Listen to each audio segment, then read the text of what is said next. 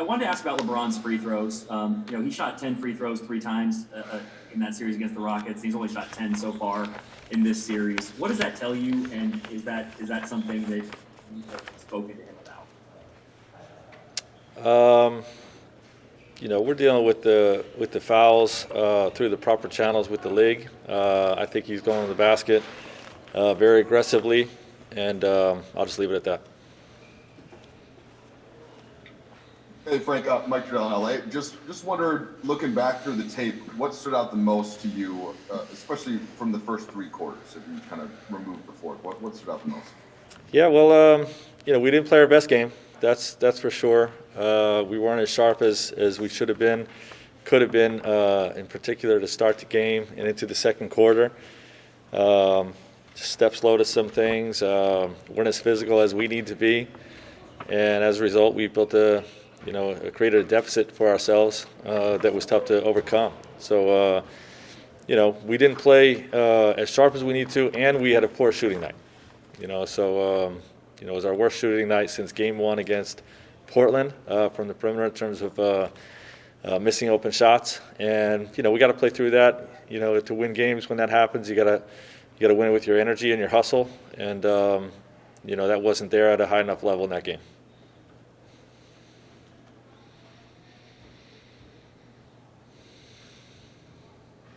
Hey Frank, it's Dave. The social justice piece has obviously been a big part of your guys' time in Orlando. Did you address the team, or was there any team discussion about the Bianca Taylor news that came out, maybe an hour before you guys practice? Yeah, we were in staff meetings right up until our team meeting, so we haven't had a chance to address it with our group. So yeah, we have not addressed that with the team. Hey Frank, what did you guys do at practice today? Like how rigorous was it? And also, did everyone come out okay health-wise? I saw that Alex had a little wrap on his wrist. Is there anything to be concerned about? Yeah, we our practice was the same as it's been in between games for the whole playoffs, where we just it's really more of a mental day.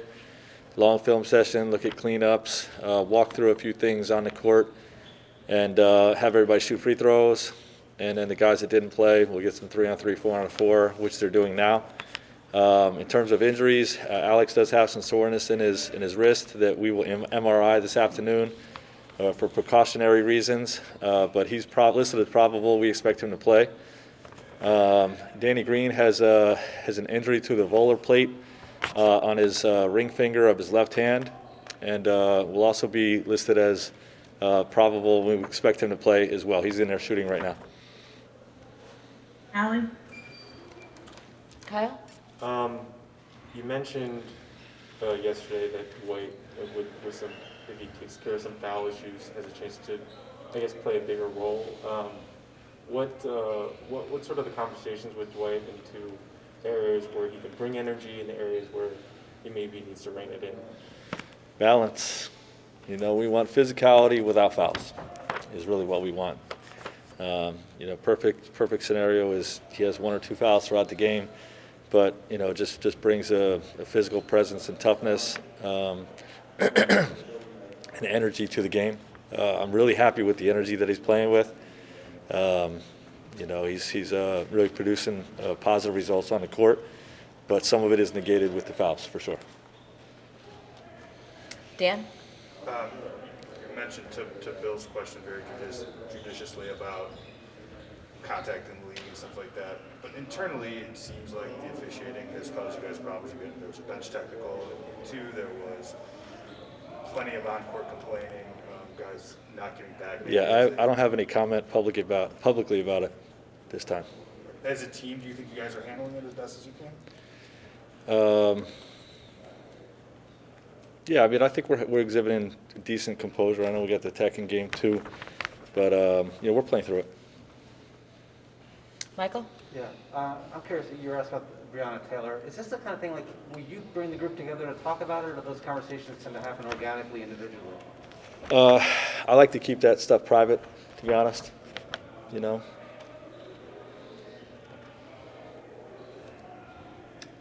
Tanisha, do you have anyone on your end? Excuse me. Yes, two more. Alan Slewa. Hey, Coach. You were talking about the shots yesterday.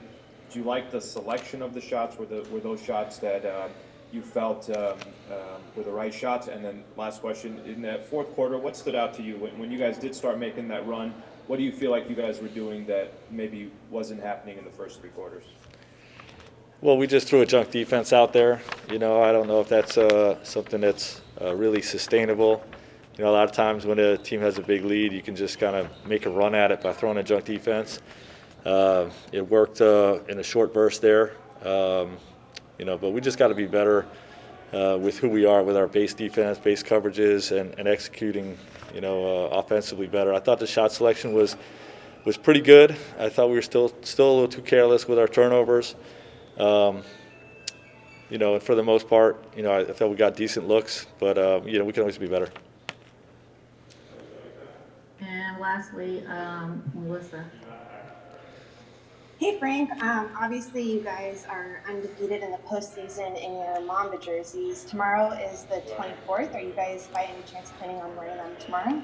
I don't think so, but I really don't know. We're not wearing them tomorrow. Can you take one more? Sure. Andy Kamenetsky. Hey Frank, you were talking earlier about Dwight finding that balance in terms of physicality. He seems to really be embracing the idea of being an irritant, specifically to Jokic, while they're out there. Do you have any concerns that he might be leaning a little bit too much into this in terms of not being able to find that balance? Not really. It's just with everything that we ask all of our guys to do. You want to have the right balance with it, and I'd rather him err on the side of being too aggressive than not aggressive enough. So like I said, we just got to make sure we reap the benefits of it without negating some of that with the fouls. And I actually have one last one here, Dan. Sorry, this is probably going to be filed under a dumb question, but That's a dumb question. yeah, get ready for it. So you said you threw a junk defense out there last night, and it just kind of worked and took care of their rhythm for a little bit. We saw in the Eastern Conference Finals it happened. Miami, and they play more zone generally too, but like they did to Boston, disrupted the rhythm. Why don't teams ever do that when they're winning? Well, because the junk defense is typically not as good as your base defense. And if you're winning with your base defense, why would you go with a defense that's not as good as what you're using? But would like the switcher, because then what is it why has it been so disruptive? It feels like it's happened in multiple series, like where teams will just give somebody a completely different look. Well, it's a different look, but like I said, most zones in the NBA are not very good. There's a lot of holes in them, and can be easily exploited. It doesn't always happen, but that's why most of the league does not play zone for long stretches.